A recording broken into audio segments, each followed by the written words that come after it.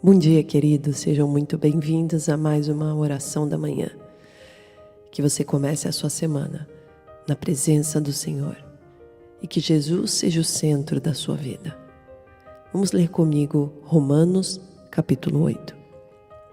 Portanto, agora já não há condenação para os que estão em Cristo Jesus, porque por meio de Cristo Jesus a lei do Espírito de vida me libertou da lei do pecado e da morte. Porque aquilo que a lei fora incapaz de fazer por estar enfraquecida pela carne, Deus fez, enviando o seu próprio Filho, à semelhança do homem pecador, como oferta pelo pecado, e assim condenou o pecado na carne, a fim de que as justas exigências da lei fossem plenamente satisfeitas em nós, que não vivemos segundo a carne, mas segundo o Espírito. Quem vive segundo a carne tem a mente voltada para o que a carne deseja, mas quem vive de acordo com o Espírito tem a mente voltada para o que o Espírito deseja. A mentalidade da carne é morte, mas a mentalidade do Espírito é vida e paz. A mentalidade da carne é inimiga de Deus, porque não se submete à lei de Deus, nem pode fazê-lo. Quem é dominado pela carne não pode agradar a Deus. Entretanto, vocês não estão sob domínio da carne, mas do Espírito, se de fato o Espírito de Deus habita em vocês. E se alguém não tem o Espírito de Cristo, não pertence a Cristo. Mas se Cristo está em vocês, o corpo está morto por causa do pecado, mas o Espírito está vivo por causa da justiça.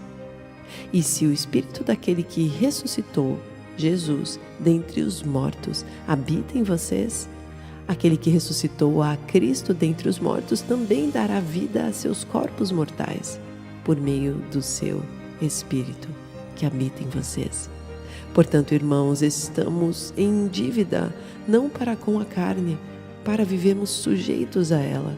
Pois, se vocês viverem de acordo com a carne, morrerão. Mas se pelo Espírito fizerem morrer os atos do corpo, viverão. Porque todos os que são guiados pelo Espírito de Deus são filhos de Deus. Pois vocês não receberam um espírito que os escravize para novamente temerem, mas receberam um espírito que os torna filhos por adoção, por meio do qual clamamos Abba, Pai. O próprio Espírito testemunha ao nosso espírito que somos filhos de Deus. Se somos filhos, então somos herdeiros, herdeiros de Deus e co-herdeiros com Cristo, se de fato participamos dos seus sofrimentos, para que também participemos da sua glória. Considero que os nossos sofrimentos atuais não podem ser comparados com a glória que em nós será revelada. A natureza criada aguarda com grande expectativa que os filhos de Deus sejam revelados, pois ela foi submetida à inutilidade, não pela sua própria escolha, mas por causa da vontade daquele que a sujeitou na esperança, de que a própria natureza criada será libertada da escravidão, da decadência em que se encontra, recebendo a gloriosa liberdade dos filhos de Deus. Sabemos que toda a natureza criada geme até agora como em dores de parto. E não só isso, mas nós mesmos que temos os primeiros frutos do Espírito, gememos interiormente, esperando ansiosamente nossa adoção como filhos, a redenção do nosso corpo. Pois nessa esperança fomos salvos. Mas esperança que se vê não é esperança. Quem espera por aquilo que está vendo? Mas se esperamos o que ainda não vemos, aguardamo-lo pacientemente. Da mesma forma, o Espírito nos ajuda em nossa fraqueza, pois não sabemos como orar. Mas o próprio Espírito intercede por nós com gemidos inexprimíveis. E aquele que sonda os corações conhece a intenção do Espírito, porque o Espírito intercede pelos santos de acordo com a vontade de Deus.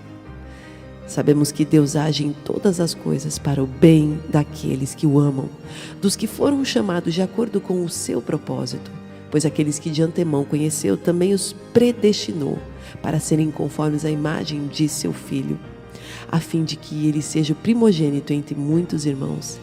E aos que predestinou também chamou, aos que chamou também justificou, aos que justificou também glorificou. Que diremos, pois, diante dessas coisas? Se Deus é por nós, quem será contra nós? Aquele que não poupou o seu próprio Filho, mas o entregou por todos nós, como não nos dará com ele, e de graça, todas as coisas?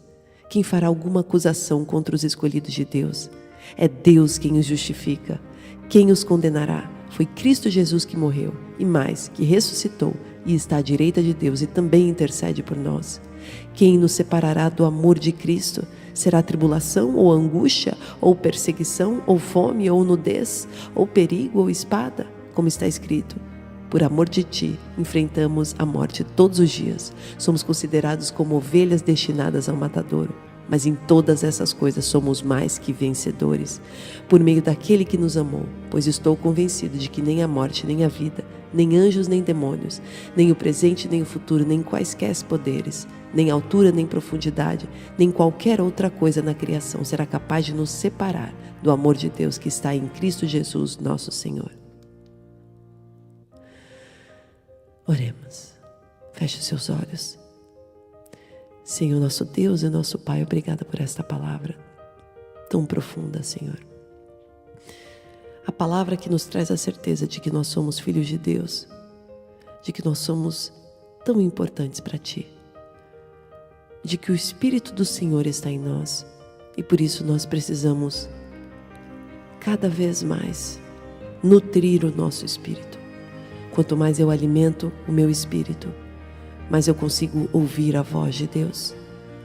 Quanto mais eu estou fazendo coisas pelo Espírito, mais Deus faz a tua obra na minha vida, mais Deus coloca o reino dele nas suas mãos, para que você possa ser instrumento verdadeiro da vontade do Pai.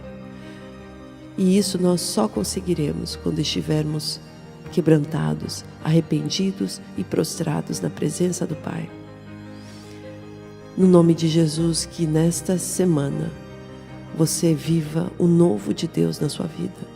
Mas para que isso aconteça, você precisa começar se arrependendo dos seus pecados. Você precisa deixar os seus pecados para trás. Você precisa escrever uma nova história. Você precisa entregar para Deus hoje todo vício, toda religiosidade, toda falha que você não está conseguindo se livrar. Tudo aquilo que você tem feito dia após dia. Mas lá no fundo o Espírito Santo tem te mostrado que Deus não se agrada com isso. Enquanto você não retira isso do seu coração, o Senhor não consegue realizar a sua obra completa na sua vida. E hoje nós oramos e intercedemos para que Deus te envie uma força do alto para que você se purifique novamente, para que você se arrependa novamente e viva uma vida de adoração, não apenas no domingo, mas de segunda a segunda. Uma vida plena, onde se você estiver em algum grupo que estiver fazendo coisas que não são de Deus, você vai precisar sair desse grupo. Onde se você estiver realizando coisas no oculto, olhando coisas erradas no seu celular, no seu computador, hoje você vai decidir largar isso e clame a Deus para isso.